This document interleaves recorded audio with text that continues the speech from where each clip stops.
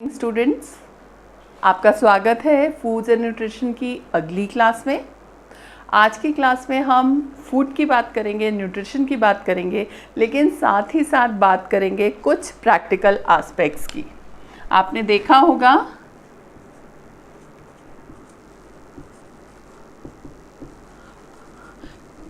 Practical aspects क्या होते हैं, यानी कि हम पढ़ते हैं बहुत सारी चीज़ें, हमने बहुत जानी न्यूट्रिशन के बारे में, आहार के बारे में, किस प्रकार से हमें भोजन खाना चाहिए, क्या खाना चाहिए, उसका क्या कंटेंट होना चाहिए, क्या क्या चीज़ें कंपोनेंट्स होने चाहिए जो हमें खाना चाहिए। लेकिन कई ऐसी व्यवहारिक बातें होती हैं कि किचन में हमें क्या करना चाहिए जिससे कि हम उस न्यूट्रिशन को रीस्टोर कर सकें, यानी कि वो जो हमारे आहार में जो पोषक मूल्य है, जो पोषक तत्व हैं, वो बने रहें।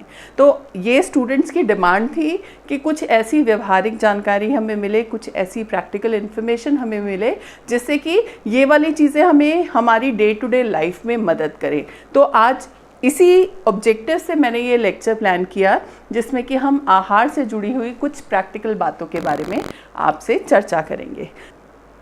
तो चलिए आज फिर जानते हैं कुछ ऐसी ही प्रैक्टिकल बातों के बारे में जो हमें हमारे आहार से जुड़ी हुई हैं। तो सबसे पहले तो फूड में मैंने कुछ पॉइंट्स में, कुछ हेड्स में, कुछ ब्रांचेस में इस चीज़ को, इस टॉपिक को डिवाइड किया है और उसी के हिसाब से हम अपनी चर्चा को निर्धारित करेंगे। सबसे पहले आप देखिए कि फूड में न्यूट्रिशन। अब न्यूट्रिशन में क्या क्या चीज़ें हैं? दो चीज़ें हैं। एक तो हमारी हैं न्यूट्रिएंट्स यानी कि हमारे पोषक तत्व, और दूसरा क्या है? दूसरा है हमारा आरडीए यानी कि रिकमेंडेड डाइटरी अलाउंसेस। और एक और इम्पॉर्टेंट चीज़, और वो क्या है? Balance diet. एक एक करके इनको लेते हैं। सबसे पहले न्यूट्रिएंट्स, पोषक तत्वों के बारे में हम बात कर चुके हैं, यानी कि सब आपके protein, carbohydrate, fats, minerals, vitamins, ये सब आ जाएंगे। आरडीए से क्या तात्पर्य है? आरडीए यानी कि रिकमेंडेड डाइटरी अलाउंसेस, यानी कि रिकमेंडेड यानी कि सुझावित, अर्थात आईसीएमआर ने, Indian council of medical research ने क्या मात्रा किसी भी पोषक तत्व की सुझावित की है जो हमें दैनिक आहार में लेनी है। तो वो आरडीए के बारे में एक अलग सेपरेट लेक्चर हम कर चुके हैं, इसलिए वो आरडीए हो गया। जैसे कि फॉर एग्जांपल मैं बोल देती हूँ कि हमें 1 से approximately in general 1 to 1.5 grams protein daily चाहिए होता है। ये पर डे की रिक्वायरमेंट रेंज करती है हमारी।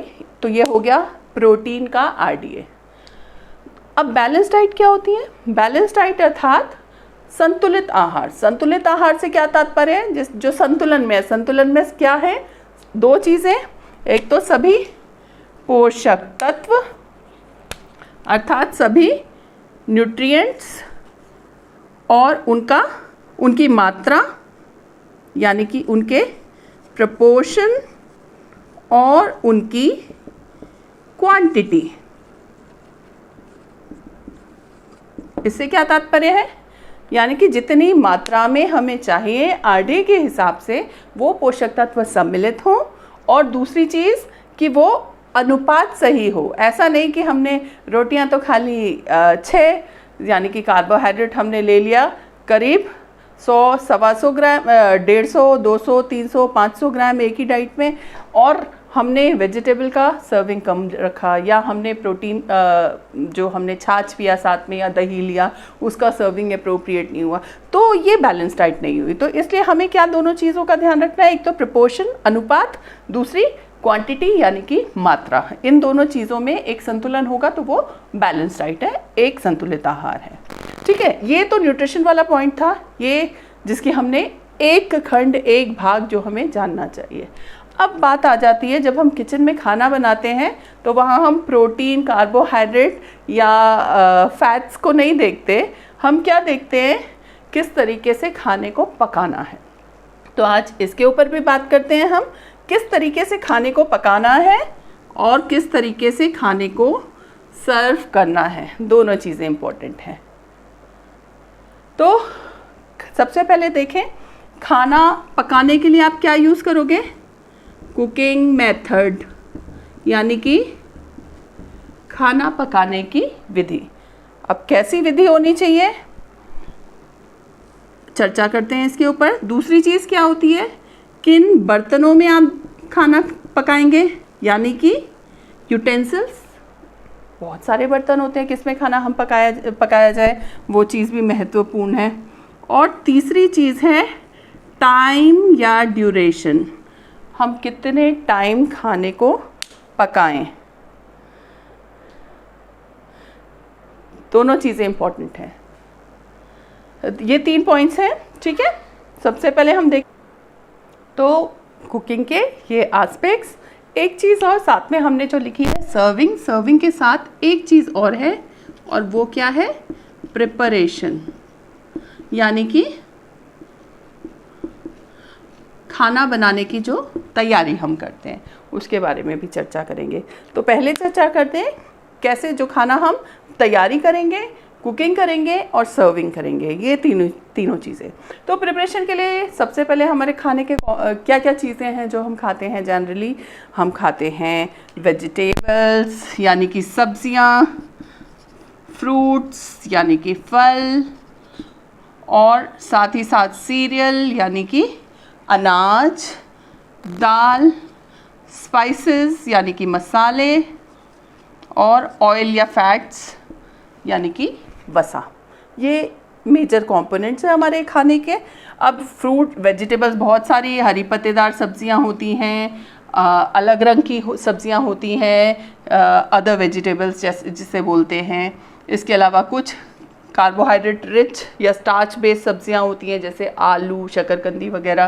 फ्रूट्स में सिट्रस फ्रूट्स होते हैं, नॉन सिट्रस फ्रूट्स होते हैं जैसे कि सिट्रस जैसे कि संतरा, मौसमी, इस तरीके की चीज़ें।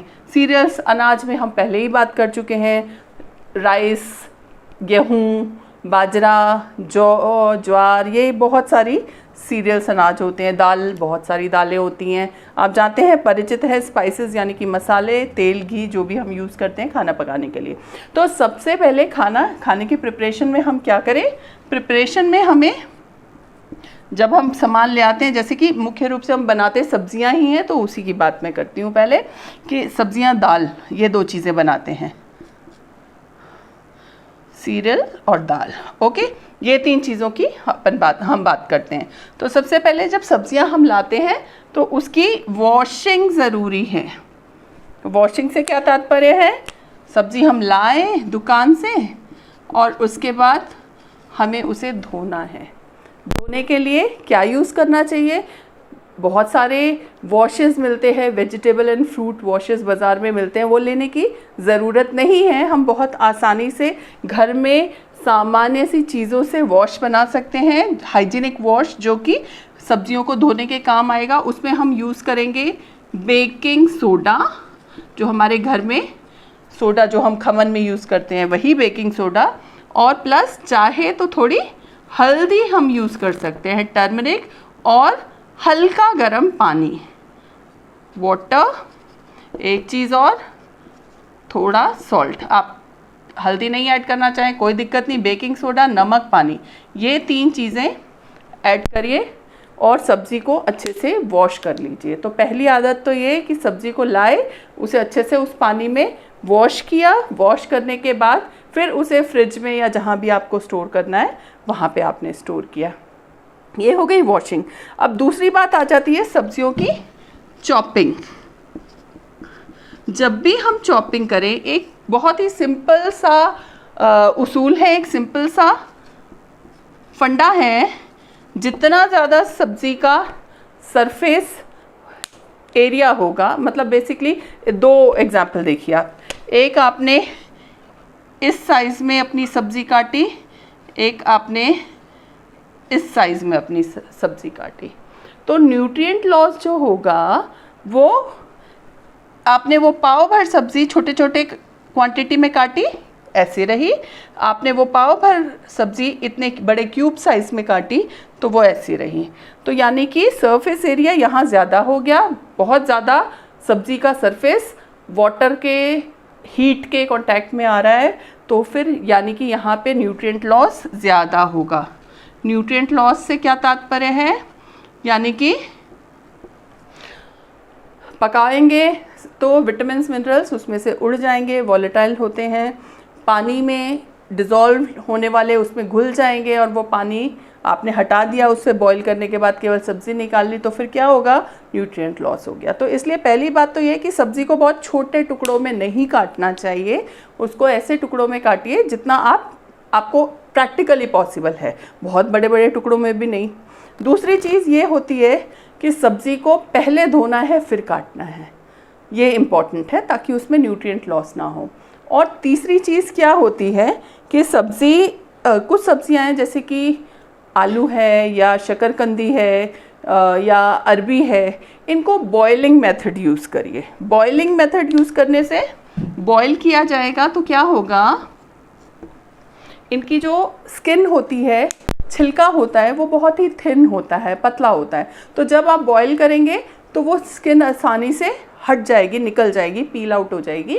लेकिन अगर आप उसे छीलेंगे पीलर से तो स्किन के जस्ट नीचे काफ़ी पोषक तत्व होते हैं और वो उसका लॉस होगा।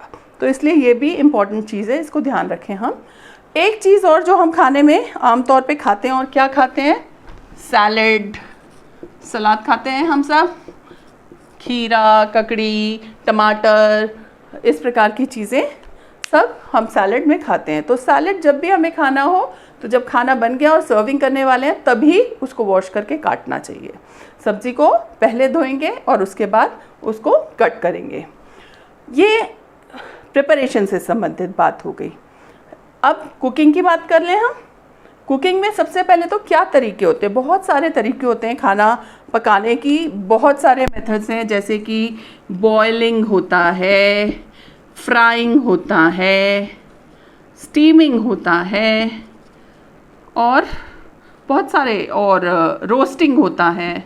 कई मेथड्स हैं, कई तरीके हैं जिससे कि हम खाने को पका सकते हैं। खाना पकाने का उद्देश्य ये है कि उसमें जो बैक्टीरिया है या जीवाणु है वो मर भी जाएं और वो हाइजीनिक हो जाए हमारे खाने के लिए, कंज्यूम करने के लिए। और दूसरी चीज़ ये है कि वो सुपाच्य हो जाए, यानी कि हमारे पेट पे और हमारे पाचन तंत्र पे हैवी नहीं पड़े उसे खाना डाइजेस्ट करना। अब इतने सारे मेथड्स हैं, हर खाना पकाने की विधि की अपनी खूबियाँ हैं और अपने नुकसान हैं।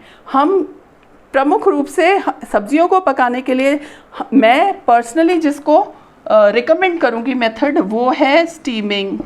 स्टीमिंग से क्या तात्पर्य है, स्टीमर आता है या इडली हम जिसमें बनाते हैं उसमें एक जाली वाली प्लेट लगी होती है, नीचे आप पानी डालते हैं तो वो पानी डायरेक्ट कांटेक्ट में सब्जियों के साथ नहीं आएगा। उस पानी से जो भाप बनेगी वो आप उस जाली पे आगे ऊपर सब्जियों को अच्छे से चॉप करके रख देंगे, किसी बर्तन में ढक्कन लगा देंगे, और फिर जो भाप बनेगी उस नीचे उबलते हुए पानी से, उस भाप से ये सब्जियां पक जाएंगी।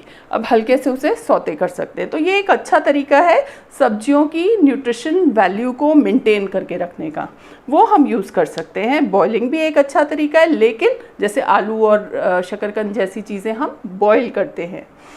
रोस्टिंग भी एक अच्छा तरीका है। जितने अनाज हैं, दलिया, बाजरा या इस प्रकार के अनाज हम यूज़ कर रहे हैं, खिचड़ी के लिए भी हम यूज़ कर रहे हैं, दालें, चावल, हल्का सा उसको ड्राई रोस्ट मतलब बर्तन में बिना घी तेल के हमने हल्का सा उसको भून लिया, जिससे कि उसमें डेक्स्ट्रिन फॉर्मेशन हो गया, और इसकी वजह से क्या फ़ायदा हुआ, कार्बोहाइड्रेट के डाइजेशन में मदद मिल गई। ठीक है, तो इस तरीके से हम यूज़ कर सकते हैं, ये मेथड यूज़ कर सकते हैं। अब बात आती है जी कि बर्तन कौन से यूज़ किए जाएं, which utensils we should use while cooking। खाना पकाने के लिए हमारे पास बहुत सारे ऑप्शंस हैं। हम जनरली जो यूज़ करते हैं वो यूज़ करते हैं स्टील, है ना। स्टील, नॉन स्टिक नहीं यूज़ करना चाहिए, क्योंकि नॉन स्टिक में जो कोटिंग है कहीं ना कहीं जब वो डिटीरियोरेट होने लगती है, ख़राब होने लगती है, तो उसका कुछ अंश कोटिंग का खाने में आता है, जो भी आप उसमें पका रहे हैं। स्टील यूज़ कर सकते हैं क्योंकि स्टील रिएक्ट नहीं करेगी जो भी खाना आप उसमें पकाएंगे। एक चीज़ और जो बहुत अच्छी है वो है मड, यानी कि मिट्टी। मिट्टी के बर्तन हम सब ने देखे हैं, गाँव में, ढानियों में आज भी मिट्टी के बर्तन यूज़ करते हैं, और वो एक अच्छा तरीका है खाने के पोषक मूल्य को बनाए रखने के लिए। तो हम मिट्टी के बर्तन यूज़ कर सकते हैं, और हम यूज़ कर सकते हैं आयरन के बर्तन, आयरन यानी कि लोहे के बर्तन, लोहे के बर्तनों में भी खाना पकाने से जो आयरन का कुछ लोहे का कंटेंट है, मात्रा है, वो खाने पकने वाले खाने में आ जाती है और इससे फ़ायदा ये होता है कि उस खाने का, पके हुए खाने का आयरन मूल्य बढ़ जाता है, वैल्यू ऑफ आयरन बढ़ जाती है। तो वो एक अच्छा है। बस इसमें एक ड्रॉबैक होता है कि जो एसिड हम यूज़ करते हैं, हम टमाटर यूज़ करें, नींबू यूज़ करें खाना पकाने में, अमचूर यूज़ कर रहे हैं, तो वो क्या होता है कि वो इस आयरन से रिएक्ट करता है, क्रिया करता है, जिससे कि ऑक्सीडाइज होता है आयरन और उसका अंश आता ही है और एक खाने का में हल्का सा कसैलापन स्वाद आ जाता है। तो इसलिए खाना बनाएं जब लोहे की कढ़ाई में ये वाली चीज़ें ना यूज़ करें, बाद में आप मिला लें उसमें, और खाना बनाते ही उसको दूसरे सर्विंग बोल में ट्रांसफ़र कर लें, इसके अंदर रखे नहीं रहने दें, वरना ऑक्सीडेशन होके वो क्या कहें कि रेड ऑक्साइड फॉर्म होगा और वो खाना टॉक्सिक हो जाएगा। ठीक है, तो ये वाली दो चीज़ें। एक चीज़ और हम घरों में जो जनरली यूज़ करते हैं, प्लास्टिक, हालांकि कुकिंग में नहीं यूज़ करते। कुकिंग में हम प्लास्टिक तब यूज़ करते हैं जब हम माइक्रोवेव ओवन यूज़ करते हैं, उसमें खाना गर्म करते हैं तो। लेकिन प्लास्टिक में हमें अवॉइड करना चाहिए क्योंकि प्लास्टिक फिर रिएक्ट करता है। आप माइक्रोवेव में रहेंगे, प्लास्टिक के जो मॉलिक्यूल्स हैं वो खाना के साथ रिएक्ट करेंगे और उसका अंश डालेंगे। इसकी ये भी एक कार्सिनोजेनिक एजेंट है, यानी कि कैंसर कॉजिंग एजेंट है, तो इसको हम नहीं यूज़ करें। तो सबसे बढ़िया क्या है, मिट्टी का बर्तन, लोहे का बर्तन, स्टील का बर्तन, ये तीनों ही बढ़िया हैं। अब हम देखें कि टाइम, कितने टाइम तक खाना पकाना चाहिए, ये भी एक इशू है। हम सब्ज़ी डाल दी और वो सीटियों पे सीटियाँ प्रेशर कुकर में लग रही है, वो एल्यूमिनियम होता है, एल्यूमिनियम यूज़ नहीं करना चाहिए हमें खाना पकाने के बर्तनों के रूप में। तो टाइम कितना हमें यूज़ करना चाहिए, एवरेज टाइम जो है जिसमें हमें कुकिंग सही रहती है, खाने के पोषक मूल्य भी नष्ट नहीं होते, वो है जनरली 20 मिनट, यानी कि 20 मिनट तक हल्की गैस पे आपने उस चीज़ को पकाया तो नहीं होगा। अब हालांकि कई चीज़ें हैं जैसे कि छोले, राजमा, इनमें ज़्यादा टाइम लगता है, इनमें कुकिंग टाइम ज़्यादा चाहिए होता है, तो वो एक अलग एक्सेप्शन है। लेकिन जो हम सब्जियां पका रहे हैं वो 20 मिनट में आराम से पक जाती हैं। तो ये कुछ चीज़ें थी जो हमें कुकिंग से रिलेटेड ध्यान रखनी चाहिए। ठीक है, और एक चीज़ और कई बार हम कर देते हैं, और इम्प्रूव करने के लिए 2-3 चीज़ें और कर सकते हैं कि हम, हमारी थाली में क्या क्या होता है। हमारी थाली में होता है दाल, रोटी, राइस, वेजिटेबल, सैलेड, कर्ड, ये आइडियली होता है। तो अब हमें रोटी को न्यूट्रिशियस बनाने के लिए हमें कोशिश ये करनी चाहिए, जो उसका मतलब आटे को छाने बिना यूज़ करिए, एक बार छान लीजिए, लेकिन जो उसका छाना, जो चोकर निकलता है, उस चोकर को फेंकना नहीं चाहिए, उसे आटे में मिला देना चाहिए, क्योंकि गेहूं को डाइजेस्ट करने के लिए वो जो ब्रैन होता है वो ज़रूरी होता है, जिसे हम निकाल देते हैं, तो उसे यूज़ करना चाहिए आटे में। दालें, इसी प्रकार से दालें, जो छिलके वाली दालें हैं वो बहुत अच्छी होती हैं, वो यूज़ करनी चाहिए। और एक मिश्र बहुत अच्छा तरीका है कि मिक्स दाल हम बना लें, खिचड़ी बना लें। ये कॉम्बिनेशन ऑफ फूड्स हैं जिसमें कि हम खाने, इसमें जो पोषक तत्व हैं दाल में वो ऐड कर रहे हैं, चावल में जो पोषक तत्व हैं वो ऐड कर रहे हैं। मिक्स दाल हम बना रहे हैं तो 4 तरीके की, या पंचरत्न दाल हम बना रहे हैं तो 5 तरीके की दालें मिक्स करके हम उसकी न्यूट्रिटिव वैल्यू को बढ़ा रहे हैं। तो ये एक अच्छा आइडिया है, एक अच्छा इंडियन ट्रेडिशन है। सैलेड में कोशिश करनी चाहिए 2-3 तरीके के सैलेड मिलके यूज़ करें। आप एक चीज़ रिप्लेस कर सकते हैं, दही ले रहे हैं तो दाल अवॉइड कर सकते हैं, दाल ले रहे हैं तो दही अवॉइड कर सकते हैं। और वेजिटेबल्स में हमें कोशिश ये रखनी चाहिए, हरी पत्तेदार सब्ज़ी एक लंच में ज़रूर खाएं, ताकि जो मिनरल्स और विटामिन्स की ज़रूरत है वो पूरी हो जाए। तो इस प्रकार से कार्बोहाइड्रेट को थोड़ा सा बैलेंस में कम रखते हुए, सब्जियों को बढ़ाते हुए, सलाद को बढ़ाते हुए, दाल को बढ़ाते हुए हमें अपना खाना एक बैलेंस डाइट का रूप देना चाहिए। अब आप देख रहे होंगे इसमें एक और हेड बना हुआ है, ब्रांच बना है, ट्रीटमेंट। ट्रीटमेंट क्या, कई बार क्या, बहुत बार जब आप बीमार पड़ते हैं तो क्या खाना भी बदल जाता है कि क्या खाना आपको खाना चाहिए, किस रूप में खाना चाहिए। तो ट्रीटमेंट जब खाने के द्वारा चिकित्सा की जा रही है, यानी कि बदलाव लाया जा रहा है, वही उसको हम एक अलग ब्रांच है, एक अलग हेड है, उसे हम कहेंगे थेराप्यूटिक न्यूट्रिशन। तो ये अपने आप में एक इलैबोरेट टॉपिक है, अलग से इसकी चर्चा करेंगे। आज एक फूड के बारे में, हमारे रोज़ के खाने में के बारे में एक बेसिक जानकारी मैंने आपको दी, और किस तरीके से उसे हम बैलेंस्ड डाइट के रूप में ले सकते हैं, न्यूट्रिशन को कैसे मेंटेन रख सकते हैं, ये सब चर्चा हमने की। आशा करती हूँ आपको पसंद आई होगी और इन प्रैक्टिकल टिप्स के साथ आपको मदद मिलेगी अपने रोज़ के जीवन में। धन्यवाद।